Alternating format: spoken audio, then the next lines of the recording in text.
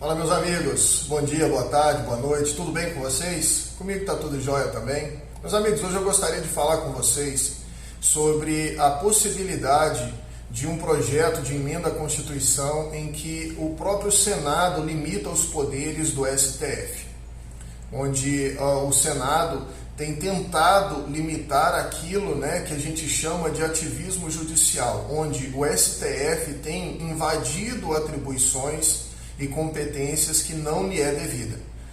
Então nós temos várias interferências do STF, principalmente na era Bolsonaro, nós tivemos várias interferências do STF quanto a isso. Não tem acontecido com o Lula, até porque eles estão juntos ali na mesma coisa, tanto que o próprio Gilmar Mendes falou que se o Lula hoje está onde está, ele tem que agradecer ao STF. Logo nós sabemos que eles estão ali macumunados, se o próprio STF tirou as condenações do Lula, tirou aquelas condenações, anularam as condenações do Lula, logo eles estão ali macumunados no mesmo objetivo, Meus amigos, antes da gente entrar nessa matéria, eu quero te pedir que você possa se inscrever no canal e que você possa ativar o sininho de notificações. O algoritmo do YouTube, todas as vezes que você compartilha os nossos vídeos, ele entende que o conteúdo é relevante, ele indica para mais pessoas. Então faça indicação, compartilhe esse conteúdo com outras pessoas nas suas redes sociais, no WhatsApp, no Telegram, para que a gente possa realmente alcançar mais pessoas para que a informação seja completa. Tá bom, meus amigos? Sem mais delongas, vamos para os vídeos, para o vídeo aqui em que nós vamos tratar essa situação. Meus amigos, o artigo 1º da Constituição, ele fala que todo poder emana do povo, que o exerce, eu vou ler com você, todo poder emana do povo, que o exerce por meio de representantes eleitos ou diretamente nos termos desta Constituição. Nós temos que a Constituição, ela traz que existe a possibilidade de o legislativo ou o próprio povo legislar, nessas questões. O STF, ele tem feito algumas coisas que têm ferido as atribuições dos outros poderes. No artigo 2 da Constituição, nós vamos ver que ele fala que os poderes, eles são harmônicos entre si. São poderes que há harmonia entre si. Logo, a gente tem que existem atribuições precípuas de cada poder. Então, o poder judiciário, ele tem como atribuição precípua julgar casos. O STF, ele julga casos sempre ligados àquilo que está vinculado à Constituição Federal. Então, todas as ações que ferem a Constituição Federal, quem julga é o STF. Então, vamos supor que uma pessoa entre com uma ação e ele entenda que na decisão ali, ou mesmo na defesa do réu, houve um ferimento de algum princípio, algum princípio constitucional. Ele vai fazer o pré-questionamento e isso pode chegar até o STF. O pré-questionamento é para poder chegar até o STF. Então, o STF teria a sua atribuição de julgar questões para a proteção, e para o mantimento da Constituição Federal, nos termos da lei. Então, nós temos o STF, nós temos o STJ, da mesma forma, enquanto o STF ele vai lá para poder fazer a defesa da Constituição, o STJ vai fazer a proteção das leis federais, naquilo que lhe cabe. Então, nós temos as atribuições precípuas do judiciário, que é julgar. Nós temos as atribuições do legislativo, que é o quê? É legislar também, É legislar. Então, ele vai lá para poder criar leis, no sentido de que essas leis trarão a ordem pública. E o executivo tem como atribuição precípua executar, ou seja, o nome já diz tudo. Então, enquanto um é o judiciário, ele vai julgar, o outro é o legislativo, ele vai legislar, o outro é o executivo, ele vai executar obras, ele vai trazer benefícios à sociedade, né, e à sociedade brasileira. Isso em todos os âmbitos, tanto no municipal, no estadual e no federal. Então, as ações, né, as atribuições precípuas são essas. É lógico que existem outras atribuições que não são as típicas, né, mas as atípicas, e nesse caso o STF poderia sim legislar em casos isolados quanto à magistratura. Mas o que eu queria trazer para vocês é porque o STF ele tem invadido as atribuições dos outros poderes. Em 2018 até 2022, o STF invadiu o poder do Executivo por diversas vezes. Então, nós tivemos uma invasão desses poderes lá no Executivo, porém, como naquela época o presidente não tinha tanta força política, que eu falo aqui, né, política lá no Legislativo, para poder trazer algumas modificações quanto às atribuições em que o STF estava tendo, acabou que as decisões do STF foram levadas a cabo, foram concluídas. Então nós tivemos decisões do Alexandre de Moraes, quando ele decidiu que o delegado, né, Ramagem, não assumiria a Polícia Federal, né, a secretaria ali da Polícia Federal.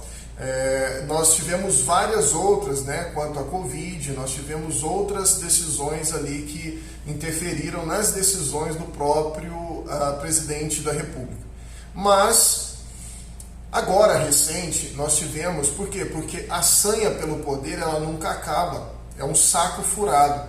Então, enquanto eles estavam atacando o Bolsonaro, a esquerda estava toda parada, falando, parabéns, parabéns. O que acontece é que isso nunca acaba.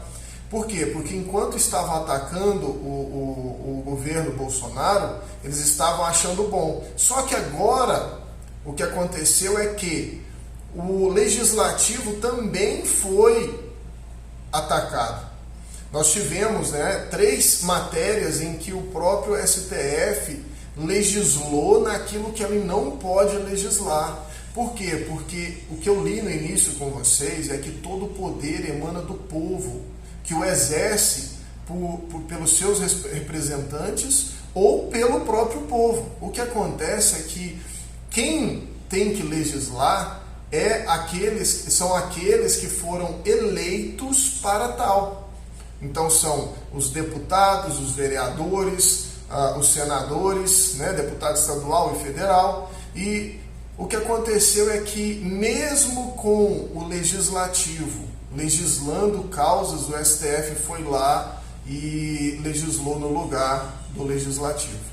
Né? Nós tivemos aqui 3 pontos importantes. Nós tivemos um marco temporal, que o legislativo já havia se manifestado, né? Já havia decidido, e eles foram lá e mudaram a decisão do próprio legislativo.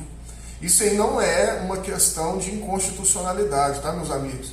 Questão de inconstitucionalidade é outra questão, não foi essa a questão da inconstitucionalidade, né? Foi legislar mesmo, tá? Nós tivemos a decisão sobre o aborto, né, de quantas semanas seriam legalizadas esse aborto. Então, enquanto o legislativo já estava trabalhando essa pauta, veio o STF na pessoa da ministra Rosa Weber e falou que de 12 semanas antes, né, 12 semanas para trás, não é considerado aborto, que é um absurdo. Né? É um absurdo uma pessoa falar isso, e principalmente uma pessoa que já estava saindo da corte. Ela deveria ficar calada para não se manifestar quanto a isso, mas não, ela teve que sair, mas deixar o voto dela lá, né?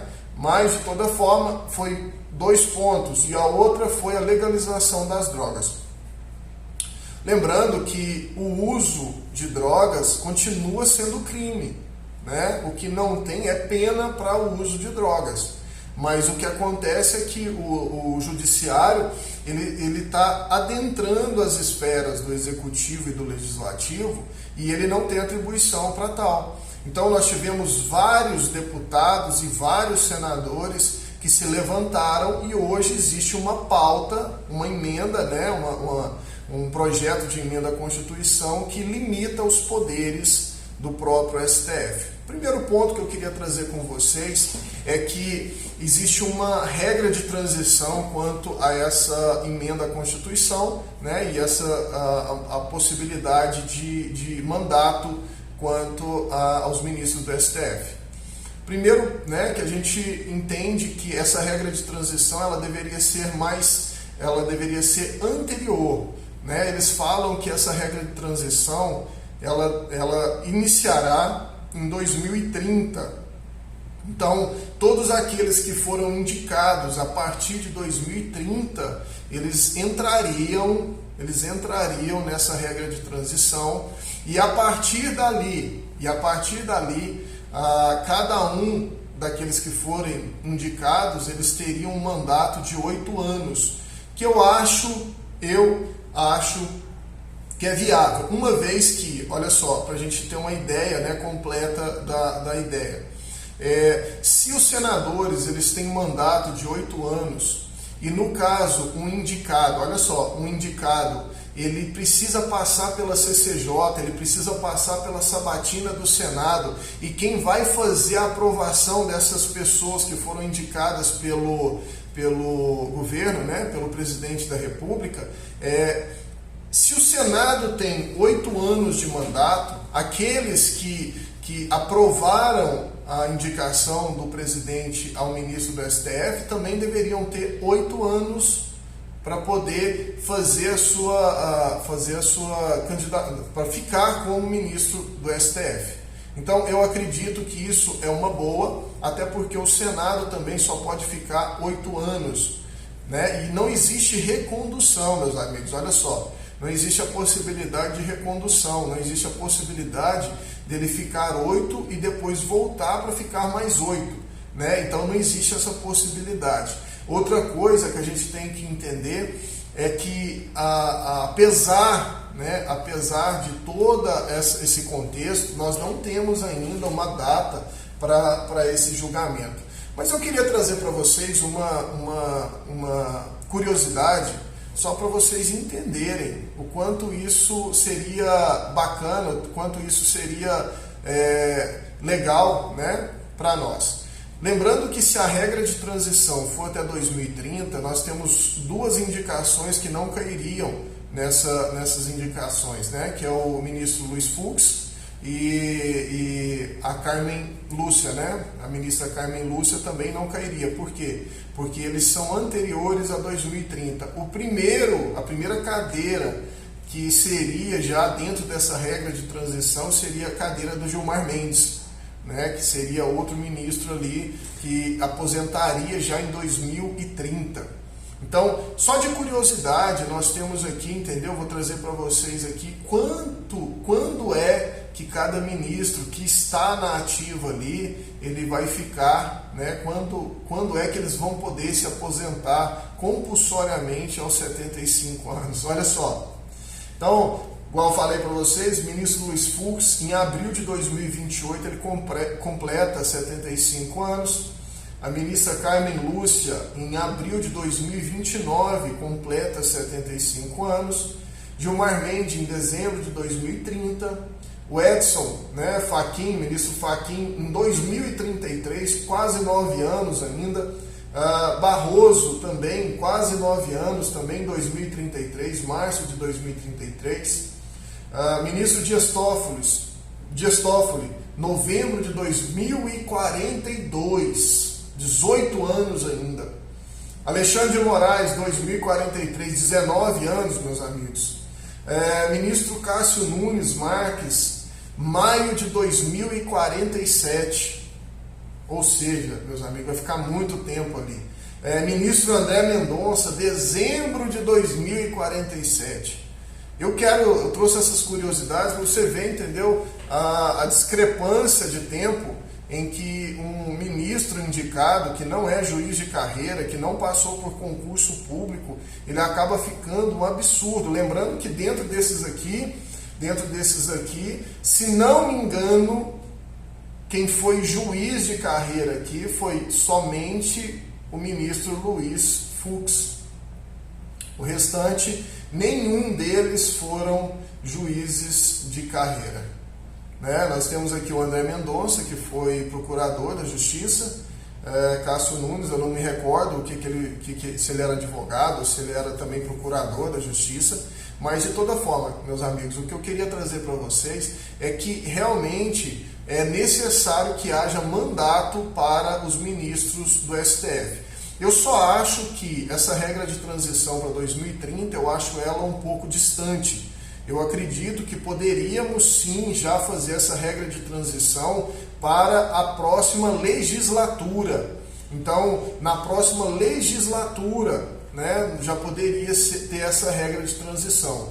Então, levando em consideração que nós temos uma possibilidade de mudança quanto a isso, eu creio que nós podemos avançar nessa pauta e adiantar essa regra de transição. Nem que seja para 2028, nós estamos em 2024, para 2028 já está com essa regra de transição em vigor. Tá bom, meus amigos? Eu espero que eu tenha sido claro. Se você ficou com alguma dúvida, manda uma mensagem no final nas mensagens desse vídeo aqui, que eu, na medida do possível, vou respondendo a vocês, tá bom? Peço ainda, mais uma vez, que você possa se inscrever no canal, ativar o sino de notificação e que você possa compartilhar esse vídeo com outras pessoas, para que elas também fiquem cientes das notícias que nós estamos mandando aqui nesse canal. No mais, eu desejo a você, entendeu, uma ótima semana, um ótimo final de semana e que você possa ser bem sucedido em tudo que você fizer. Um grande abraço e fique com Deus.